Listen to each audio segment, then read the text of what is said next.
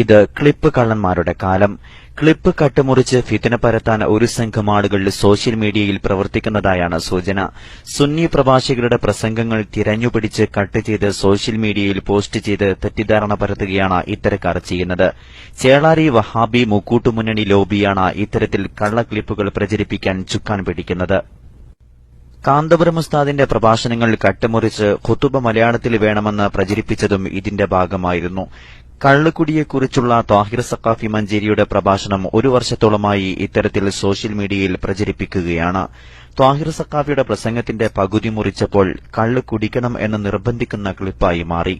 കള്ളുകുടിയന്മാരായ ചില മുക്കൂട്ടുമുന്നണി പ്രവർത്തകരായിരിക്കാം ഇതിന്റെ പിന്നിലെന്നാണ് സോഷ്യൽ മീഡിയ ആരോപിക്കുന്നത്. ഉദാഹരണത്തിന് പറയട്ടെ, മദ്യപാനം. രാജ്യത്തെ വലിയൊരു ജനവിഭാഗം ഇഷ്ടപ്പെടുന്നു മദ്യപാനത്തെ. അതുകൊണ്ട് തന്നെ പടച്ച റബ്ബ് മദ്യപാനത്തെ ഒരിക്കലും എതിർക്കുകയില്ല, എതിർക്കേണ്ടതില്ല, എതിർക്കാൻ റബ്ബിനാവില്ല. കാരണം റബ്ബ് നമ്മളെ സ്നേഹിക്കുന്നു. സ്നേഹമുള്ള റബ്ബ് മദ്യപിക്കരുതെന്ന് പറയില്ല. പടച്ച റബ്ബിന്റെ ശൈലി അതല്ല, മറിച്ച് പടച്ച റബ്ബ് നമുക്ക് ആവശ്യമുള്ളതൊക്കെ അനുവദിച്ചു നൽകുകയാണ്. ഇപ്പോ പ്രസംഗം റൂട്ടിലേക്ക് കയറുന്നുണ്ട്. ദൂരെ നിൽക്കുന്ന കൂട്ടുകാർക്കൊക്കെ പ്രസംഗം ശ്രദ്ധിക്കാം. കാരണം റബ്ബിന് നിങ്ങൾക്ക് അനുകൂലമായി പറയുന്നതും ഉണ്ട്. അത് ഉസ്താദുമാരൊക്കെ പലപ്പോഴും പറയാത്തതാണ്. അത് നിങ്ങൾക്ക് കേൾക്കുമ്പോൾ സ്വാഭാവികമായും അടുത്ത് വരാമല്ലോ. നിങ്ങളോട് ഞാൻ ഓർമ്മപ്പെടുത്തുന്നത് റബ്ബ് മദ്യപിക്കരുതെന്ന് പറഞ്ഞിട്ടില്ല. റബ്ബ് മദ്യപിക്കരുതെന്ന് പറഞ്ഞിട്ടില്ല, പറയില്ല. റബ്ബിനതിനാവില്ല. കാരണം റബ്ബ് നിന്നെ സ്നേഹിക്കുന്നു. നിന്റെ ഇഷ്ടങ്ങൾക്കെതിരെ നിൽക്കാൻ സ്നേഹിക്കുന്ന റബ്ബിനൊരിക്കലും ആവില്ല. ഓർത്തു നോക്കൂ, നിങ്ങളൊരു കുട്ടിയെ സ്നേഹിക്കുകയാണ്. ആ സ്നേഹിക്കുന്ന കുട്ടിയുടെ താല്പര്യങ്ങളൊക്കെ നിങ്ങൾ പരിഗണിക്കും. നിങ്ങൾക്കാവുന്നതൊക്കെ ആ കുട്ടി ആവശ്യപ്പെട്ടാൽ ചെയ്തു കൊടുക്കും. റബ്ബിന് ചെയ്യാൻ കഴിയാത്തതൊന്നുമില്ല. അതുകൊണ്ട് നിങ്ങളുടെ ആവശ്യപ്പെടുന്നതൊന്നും ചെയ്യാൻ റബ്ബ് അനുവദിക്കാതിരിക്കുന്ന പ്രശ്നമില്ല. റബ്ബ് പറഞ്ഞിരിക്കുന്നത് മദ്യപിക്കണമെന്നാണ്. മദ്യപിക്കണമെന്ന് പറഞ്ഞിരിക്കുന്ന ഒരു മതത്തിന്റെ കൂടെ നിൽക്കാൻ മദ്യപിച്ചു പോയ അനുജന്മാരെ നിങ്ങൾക്ക് കഴിയില്ലേ? ഇതാണ് ഞാൻ ചോദിക്കുന്നത്. നാം മദ്യപിക്കണമെന്ന് പറഞ്ഞ റബ്ബിന്റെ കൂടെ നിൽക്കാൻ പഠിക്കുക. എന്താണ് ഞാൻ പറയുന്നത്? കാരണന്മാർക്ക് വേണ്ടി മുന്നിൽ സീറ്റ് ഒഴിവാക്കി വെച്ചിട്ടുണ്ട്. അവരെന്നോട് ദേഷ്യപ്പെടാക്ക, ഞാനുള്ളത് തന്നെയാ പറയുന്നത്, അലങ്കാരത്തിന് പറയുന്നൊന്നുമല്ല. റബ്ബ് തീർച്ചയായും പറഞ്ഞിരിക്കുന്നത് മദ്യപിക്കണമെന്നാണ്. അതുകൊണ്ടാണ് ജനങ്ങൾക്കതിൽ താല്പര്യമുണ്ടാകുന്നത്.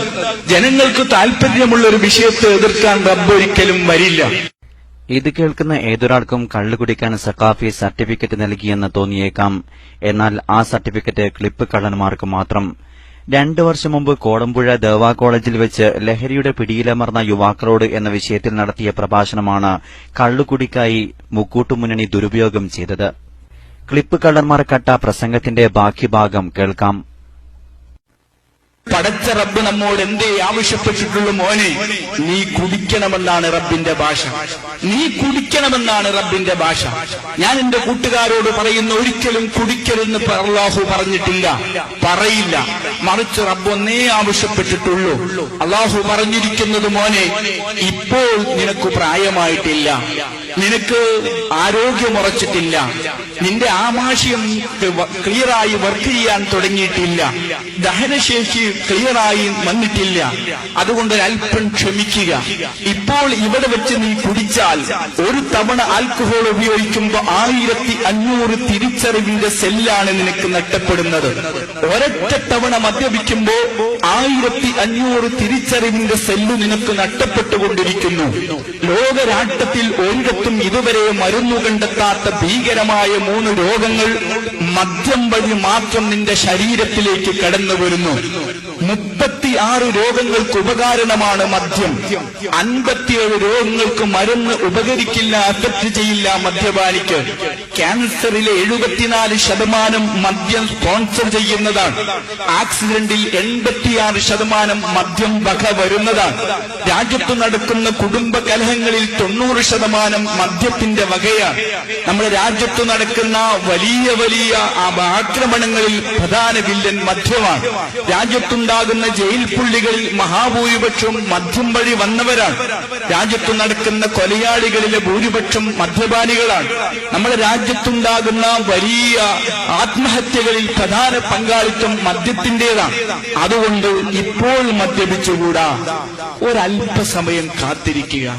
ഒരല്പസം ഒരു 70 കൊല്ലം, കേവലം ഒരു 70 കൊല്ലം, ആ 70 കൊല്ലം ഒന്ന് അഡ്ജസ്റ്റ് ചെയ്യാൻ നിനക്ക് കഴിഞ്ഞാൽ മോനെ, നിന്റെ മുമ്പ് 70,000 കൊല്ലമല്ല, 7,000 കോടി വർഷം അല്ല നിന്റെ മുമ്പ് കഴിഞ്ഞുപോയത്. ഇനി വരാനിരിക്കുന്നത് 70,000 കോടി വർഷവുമല്ല. ആ ദീർഘമായ കാലയളവിൽ കേവലം 70 കൊല്ലം, വളരെ ചെറിയൊരു കാലഘട്ടം, ഒരു ചെറിയ സോഡ കുടിക്കുന്ന ടൈം, ആ 70 കൊല്ലം ചെറുതായൊന്ന് അഡ്ജസ്റ്റ് ചെയ്യാൻ നിനക്ക് കഴിഞ്ഞാൽ നിനക്ക് 70 വർഷത്തിന്റെ ശേഷം ഒരു ജീവിതം വരാനുണ്ട്. അവിടെ നിനക്കൊരു ശരീരം വരാനുണ്ട്. ആ ശരീരത്തെ ആക്രമിക്കാൻ രോഗാണുക്കൾ ശ്രമിച്ചാൽ നടക്കില്ല. ആ ശരീരത്തിന് ക്ഷീണമില്ല, ആ ശരീരത്തിന് രോഗമില്ല, ആ ശരീരത്തിന് ടെൻഷനില്ല, ആ ശരീരത്തിന് വിഷമമില്ല, ആ ശരീരത്തിന് ഒരു പ്രയാസമില്ല, ഒരു ടോയ്ലറ്റ് പോകേണ്ട ബുദ്ധിമുട്ട് പോലുമില്ല. ആഗ്രഹിക്കുന്നത് മുഴുവനും ലഭിക്കുന്ന ലോകം, അങ്ങനൊരു ലോകമുണ്ട്. അങ്ങനൊരു ലോകമുണ്ട്. ഹാപ്പി, പിന്നെയോ വീണ്ടും ഹാപ്പി, പിന്നെയോ വീണ്ടും ഹാപ്പി, പിന്നെയോ വീണ്ടും ഹാപ്പി. അങ്ങനെ ഒരു ലോകം നിങ്ങൾ ആലോചിച്ച് നോക്കൂ. അങ്ങനെ ഏകദേശം 70 കൊല്ലം കഴിഞ്ഞിട്ട് അഥവാ ക്ലിപ്പ് കള്ളന്മാർ 6 അടി മണ്ണിലായ ശേഷം മറ്റൊരു ലോകത്ത് വെച്ച് കള്ളു കുടിക്കാമെന്ന് പ്രസംഗിക്കുന്ന ഭാഗമാണ് തെറ്റിദ്ധാരണ പരത്താൻ സോഷ്യൽ മീഡിയയിൽ പ്രചരിപ്പിക്കുന്നത്. Jaleel Madavoor, KMIC news.